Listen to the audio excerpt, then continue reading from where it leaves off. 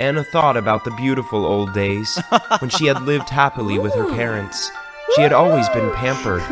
She had been able to get the most beautiful toys. However, as time and time before, things happened for not so long. In the blink of an eye, once again, Anna found herself sitting there in the corner of the wall, and the winds also blew fiercely. No, my fairy, let me follow you. I'm so cold.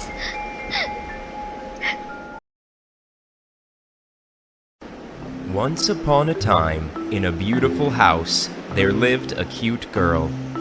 Despite having many toys and dolls, she was still crying and asking for a luxury doll from her parents. Anna, haven't we given you a cute doll on Christmas Day? That's right, Anna. You've already had lots of toys and dolls. I will give it to you on another special occasion. Is that okay? No, I want that doll right now. She is more beautiful than any of my dolls. Anna continued arguing with her parents. After a while, she angrily went back to her room. Why didn't Mom and Dad buy that doll for me? It's just a small thing. Don't they love me anymore? Then she fell asleep, and the strangest dream had come to the little girl. Anna woke up. She was really surprised when seeing herself in a small and ragged house.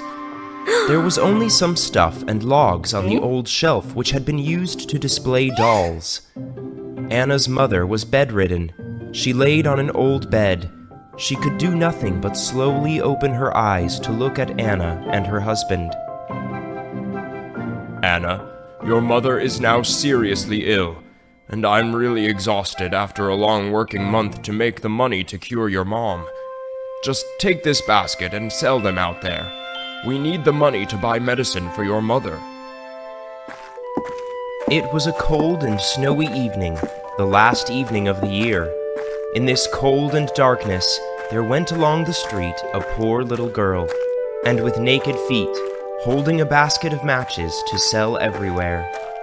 Of course, after leaving her house, she had her slippers on, but they were very big slippers, way too big for her, for they belonged to her mother. The little girl had lost them running across the road where two carriages had rattled by terribly fast. Both of her slippers had gone away with the wheels of the carriage. So the little girl had to walk on her naked feet, which were quite red and blue with the cold. She stood in front of the crowded crossroad, finding a customer who could buy a package of matches from her. Sirs, madams, please buy me some matches. However, this was the last evening of the year. Therefore, everyone was too rushed going back home, and no one cared about her. She had been standing there from early in the morning to late at night without getting anything. Until late at night, there was still no one buying any package. She stood there and thought, No one bought me anything. How can I go back? I have no money to buy medicine for Mom. What should I do now? No, I have to sell these matches by all means. In a corner formed by two houses, she seated herself down and cowered together. Her little feet she had drawn close up to her, but she grew colder and colder. Didn't know what to do. The little girl decided to light a match to warm herself in the cold and snowy night. Suddenly a light flashed, and a fire appeared right in front of Anna. Her face lit up. If she had this fire, she would no longer be afraid of the cold on this snowy night. No sooner had she intended to hold her hands over it, the flame disappeared. These matches are so magical. Just try to draw once more. Thinking so, she started to light another match. This time there was not just a flame. Anna found herself in a luxury dining room with a sumptuous feast in front of her. All of the dishes were made from silver, and especially a roast goose was steaming in the middle of the table.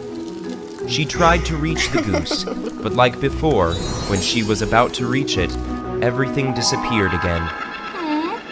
When the match burns out, I have to return to reality with the walls and the cold winds. This time, I will try to draw 2 pieces at once. Immediately, she took 2 matches out and rubbed it to the package. At that time, an old fairy appeared right in front of her. She smiled kindly to her. Anna was afraid that the fairy would disappear like the flame and the luxury dining room. She ran toward her. My fairy, please let me follow you. I know that you will also disappear, like everything just happened to me. But please, don't leave me here. She kindly smiled and showed her hand to welcome Anna. Don't worry, my dear. Come here with me. Anna ran quickly into the fairy's open arms. She could feel the warmth when being inside her arm. There was no more cold of the winter night. She smiled happily. Anna thought about the beautiful old days when she had lived happily with her parents. She had always been pampered. She had been able to get the most beautiful toys. However, as time and time before, things happened for not so long. In the blink of an eye, once again, Anna found herself sitting there in the corner of the wall, and the winds also blew fiercely. No, my fairy, let me follow you. I'm so cold. No, no, no! Anna suddenly woke up in her warm bedroom, but the things in the dream made her frightened. She had to calm herself down for a while and looked around to make sure that everything had been just a dream. Then she heaved a sigh of relief. So lucky, they were all just a dream. But why was it so real? It's like they had just happened yesterday.